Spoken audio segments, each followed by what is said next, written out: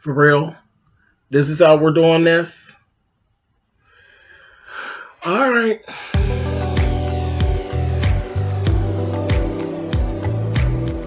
And I'm like, come on through, Cookie. I want to put my soapbox. That's basically it. Let's talk about drag and all its forms.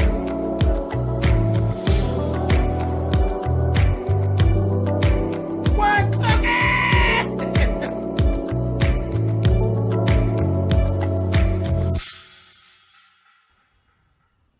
Hey guys, thanks so much for clicking on the video. This is my review for RuPaul's Drag Race All-Stars 3, Episode 5.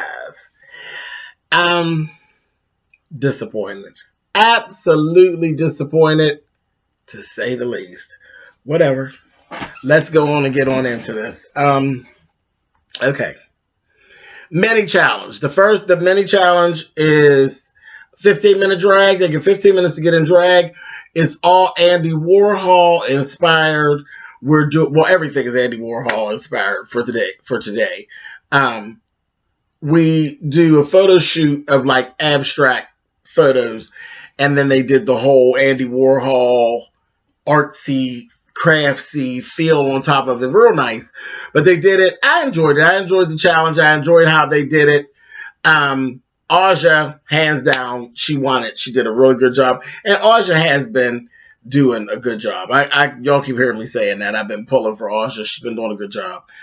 And I wasn't a big fan of Aja in her season, but I'm liking, her growth and where she's at and what she's given. That Crystal LaBeija last week was everything. I'm enjoying Aja. I really am. Okay, so let's go to what the main challenge is. It's 2 looks. We have the first look is they're designing a soup can. Very Andy Warhol. It's a soup can and an ad to go with the soup, which should be actually very much who you are with your soup can. The second look is a throwback to Studio 54 Couture, which was, Studio 54 was Andy Warhol's favorite hangout. So it's the Disco Queen thing, and they had to do their own. It's a design challenge. So, baby, the sewing day was a disaster. It's a disaster. It always is. It always is because you have these bitches on here that can't sew. Shangela said, I done been to sewing class for 2 months. Shangela don't know what the shit she doing. She keep messing up the machine. Trixie helped her out a little bit. But all in all, screwing up. Tried to make a little dress, and it wasn't stretched, so it wouldn't fit, and just a mess. Just a mess. Poor baby. It was just a mess. Aja helped BB. BB swindled Aja. It was one of those. I sat and I watched BB. And let me just say this right now about BB. Okay. BB season, I was never a fan of BB's. I wasn't a fan of hers in her season. I wasn't pulling for her. I love her drag. And this has been consistent with me and BB. I love her drag. But her personally, not so much. I think there's just something about her that she's not very welcoming. She's not very, she don't give me a feeling that I want to be around her. That's what I'll say. Like, when you say Latrice, when you mention Latrice Royale, the world just gets better. It's like, oh, Latrice. Everybody, we love Latrice. You know what I mean? And BB's season, like I said, I love her drag. I love her drag. I love how she dresses. I love how she paints. All of that. Some of her performance and her candor and her persona I like. But that bitchy part, and there's this kind of underhanded kind of thing that kind of, like, I don't trust her kind of thing. It's always been that way. I was rooting for Nina back in that season, but whatever. Okay, so let me get down off my soapbox. Boom, boom, boom, bam, and we're back. Okay, so Aja helped BB. And that's an understatement. Aja literally made BB's outfit. She swindled her into making it because she came over asking a question, knew her ass didn't know how to sew. She's asked her about fit and the cut, the way it should be cut, this, that, thing, and the other. And when we knew anything, she would say, oh, okay, so then I'll cut this and I'll bring it back to you. I said, girl, she just bamboozled you into making her outfit. You need to write that bitch an invoice. You need to write that bitch an invoice because Aja can sew. So Aja sewed up her shit, and I liked Aja's outfit, but she sewed it all up, and she sewed BB's outfit. All BB did was cut it out, and then she took and she glued the strips to it. That's all she did. But the outfit was literally made by Aja. She didn't help her. She made the outfit. Anyway, so that all went on. Kennedy, you're another one. I'm going to need you to stop being so short-tempered. Stop being so short-tempered, girl. I know you know a lot. You've been in the business a long time. But, girl, your ass is cantankerous as hell. You truly come across as the old lady of the group. You're like the Pearl Shay of the group. Like you should have your head hanging out of a window talking shit. Because that's what you kind of give. And I'm like, you got to stop being so short-tempered, girl, before you find yourself on a plane with a pack of peanuts. Just chill out. Chill out. And that's funny. And she really gives it to Ben. Because I know you can see the forest through the trees with the shit that Ben is pulling. But don't worry about it. Don't worry about it. As they're filming you and they keep catching you looking very bitchy and very judgmental. And it's just... And we can't really put it on the edit because you're coming across the girl. That's what you give. Again, another one that's I wouldn't be so quick to run up to Kennedy and be like, "Oh my God, I love your dress." You know, I can see her being like, "Of course you do." You know, that's what her tune gives. Just pull it back a little bit, Kennedy. I don't want to see you go home for no bullshit. You know, that's all I got to say. Okay, so let's talk about the soup cans. That whole nobody's soup can knocked me out, though I did like Aja's can.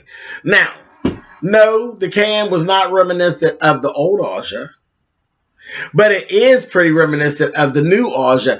And they even said that. They were like, her soup can don't represent her. No, it don't represent the Aja that was in her season, but Aja's not the same now as she was in her season.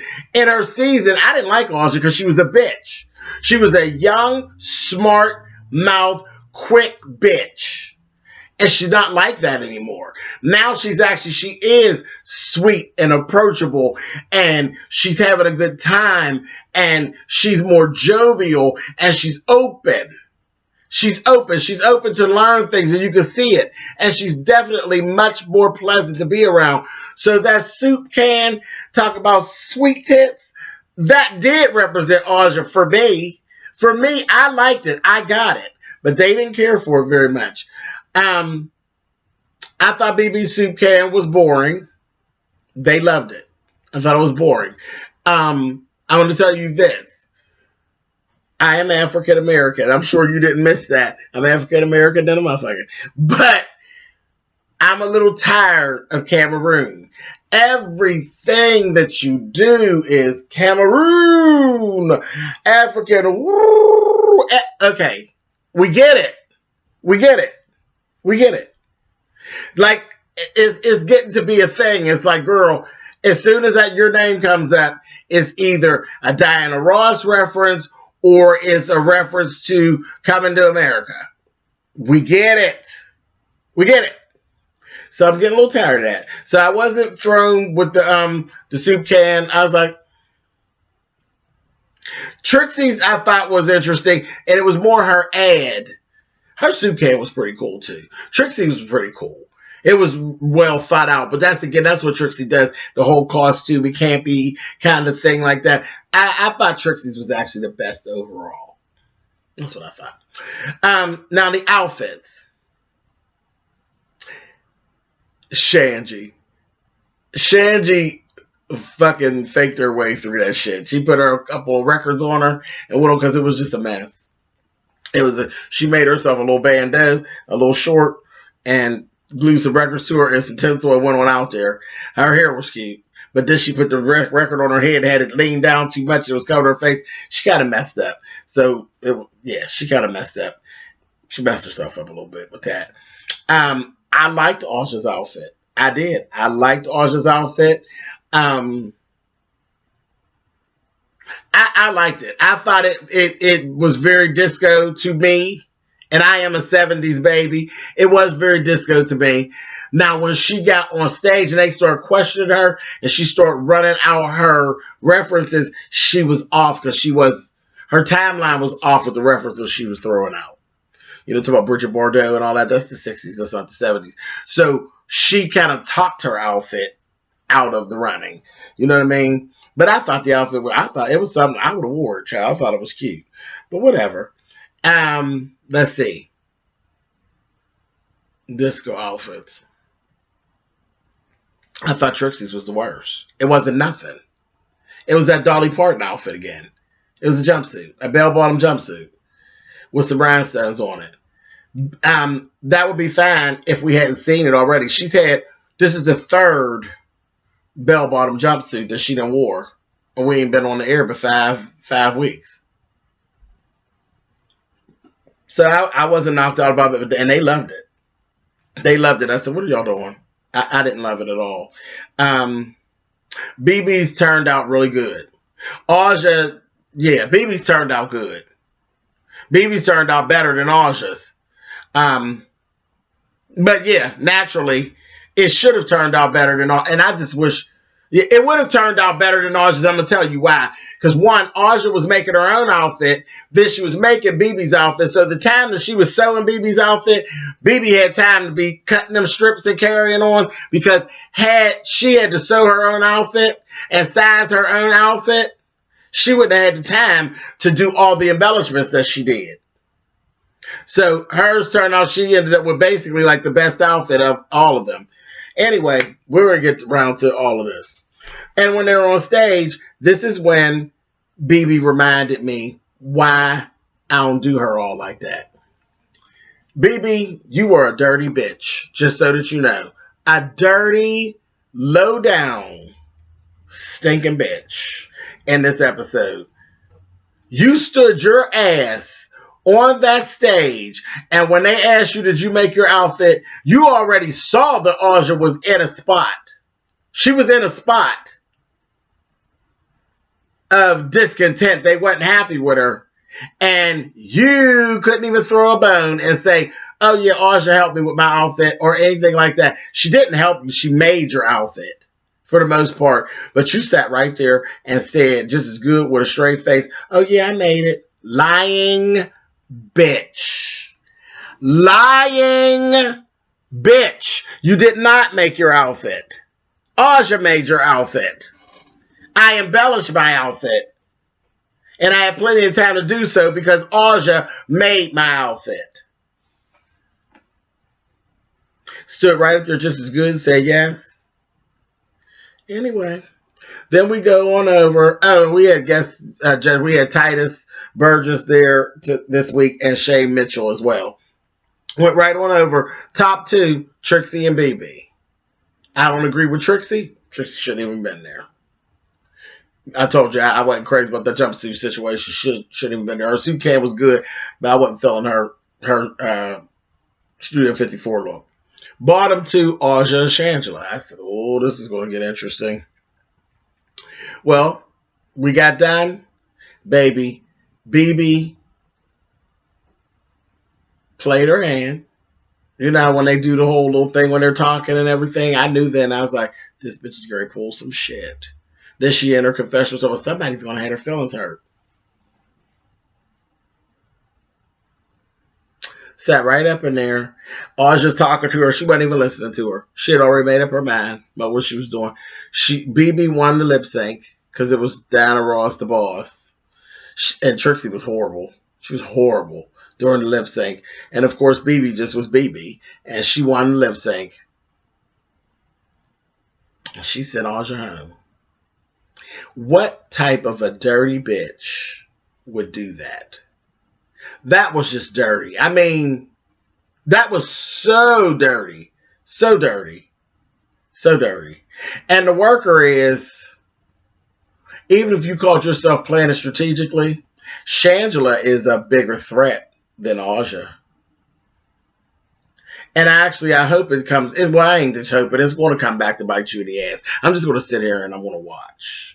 But I'll be willing to bet money at this point that is going to bite you in your ass at some point, baby. I doubt very seriously that you're going to win this. I don't even know if you're going to make it to the top. That little thing you did is going to get you.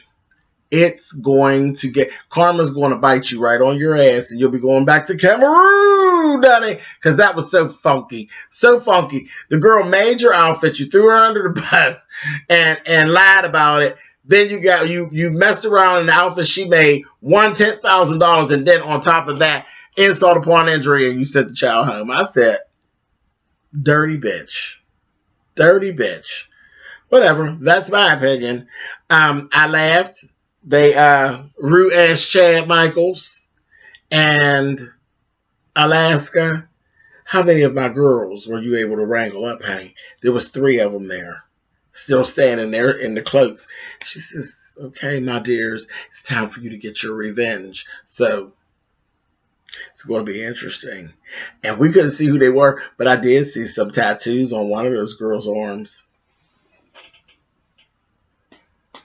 Don't all she got tattoos on her arms? Can't wait till next week. All right, you guys. I will see you then. Later.